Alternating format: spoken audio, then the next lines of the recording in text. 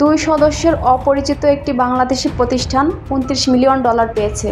Trump বাংলাদেশের রাজনৈতিক দৃশ্যপট শক্তিশালী করতে মার্কিন আন্তর্জাতিক সহায়তা সংস্থা USAIDর $29 মিলিয়ন তহবিল নিয়ে প্রশ্ন তুলেছেন যুক্তরাষ্ট্রের প্রেসিডেন্ট ডোনাল্ড ট্রাম্প।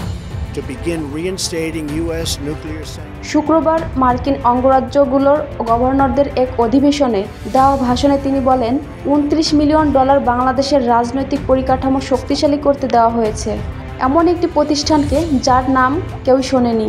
$29 মিলিয়ন তারা চেক পেয়েছে।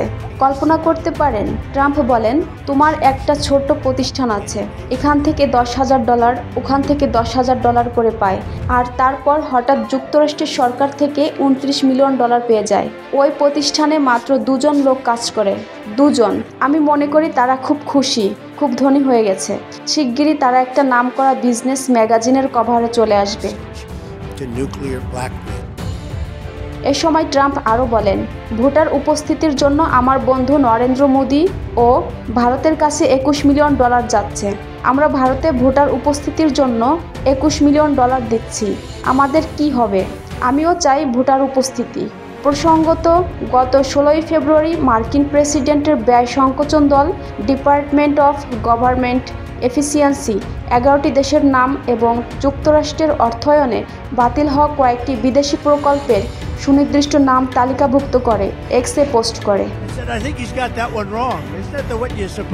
এই তালিকায় বাংলাদেশে রাজনৈতিক দৃশ্যপট শক্তিশালী করার জন্য $2,90,00,000 একটি প্রকল্প এবং ভারতে ভোটদানের উপস্থিতির জন্য আরেকটি প্রকল্প রয়েছে।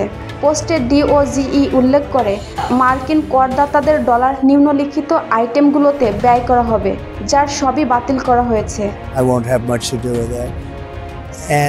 ডেমোক্রেসি ইন্টারন্যাশনাল ওয়েবসাইটে বলা হয়েছে, USAID ও DFID অর্থায়নে strengthening political landscape in Bangladesh কর্মসূচির আওতায় রাজনৈতিক দলগুলোর সক্ষমতা তৈরি এবং রাজনৈতিক সহিংসতা কমানোর পাশাপাশি দল ও সংগঠকদের মধ্যে সম্পর্ক জোরদার করতে কাজ করে। এই প্রকল্পের মেয়াদ ছিল 2017 থেকে 2024 সাল পর্যন্ত।